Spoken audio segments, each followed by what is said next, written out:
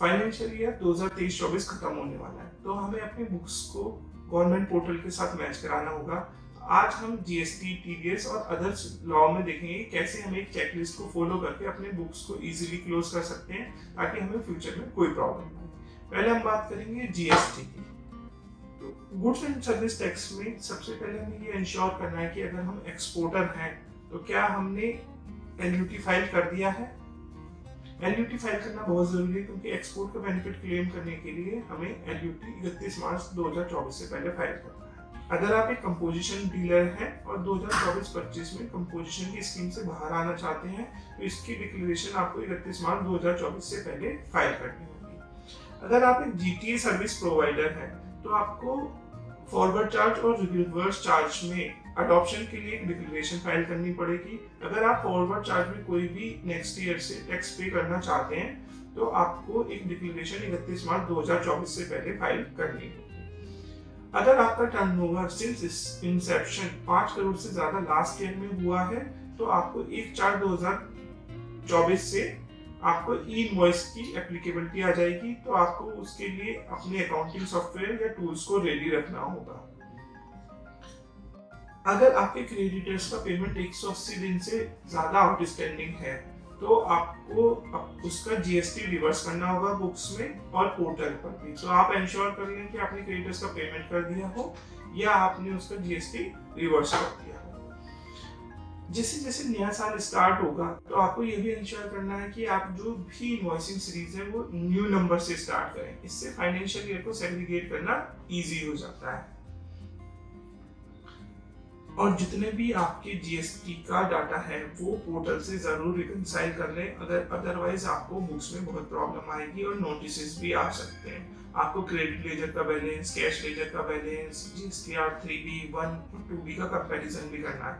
अगर कोई एडजस्टमेंट है तो आप बुक्स में भी एडजस्टमेंट कर सकते हैं या पोर्टल पर अपनी कैलकुलेशन के हिसाब से एडजस्टमेंट करते हैं। तो ये बहुत क्रूशियल पॉइंट है, आपको इसको करना ही होगा बिफोर एंडिंग ऑफ द 31 मार्च। अगर आप ऐसे बिजनेस ओनर हैं जिनका जीएसटी पर टीडीएस कटता है तो आप ये इंश्योर कर लें कि आपने सारी टीडीएस रिटर्न टाइम से फाइल कर दी है और सारा डाटा आपकी टीडीएस रिटर्न पर और टीसीएस रिटर्न पर ठीक से रिफ्लेक्ट कर रहा। अब हम बात करेंगे इनकम टैक्स की। इनकम टैक्स में आपको किन किन चीजों का ध्यान रखना होगा। आपने सारे एटीसी के इन्वेस्टमेंट को 31 मार्च 2024 से पहले कर देना है, जैसे LIC, PPF, TLS, health insurance, क्योंकि अगर आप 31 मार्च की बात करेंगे तो आपको कोई बेनिफिट नहीं मिलेगा। आपको 31 मार्च से पहले अगर आपने अभी तक भी अपना एडवांस टैक्स नहीं पे किया है तो आप 31 मार्च से पहले कर दें, अदरवाइज आपको इंटरेस्ट की पेनल्टी को पे करना होगा। अगर आपने फाइनेंशियल ईयर 21-22 की रिटर्न नहीं भरी है तो आप विद एडिशनल 25% टैक्स के साथ उसको भर सकते हैं, अदरवाइज आप 50% एडिशनल टैक्स के साथ 31 मार्च 2025 तक भी इसको भर सकते हैं। और सबसे इंपॉर्टेंट और सबसे हॉट टॉपिक है 43BH।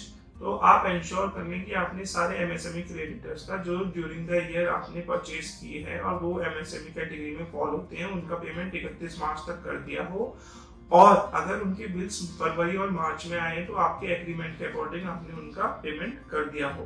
अगर आप इसको नहीं करेंगे तो जितना भी अमाउंट डिसअलाउड होगा उस पर आपको सीधा सीधा इनकम टैक्स पे करना होगा।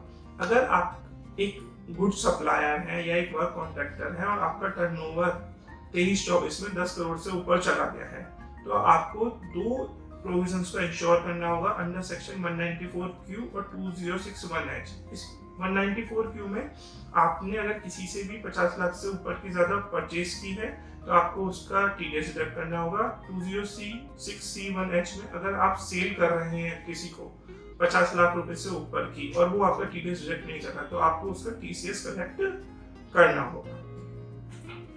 और आपको अपने ट्रांसपोर्टर से नॉन डिडक्शन ऑफ टीडीएस की भी डिक्लेरेशन देनी होगी ताकि आप उस डिक्लेरेशन को अपने रिकॉर्ड में रख सकें।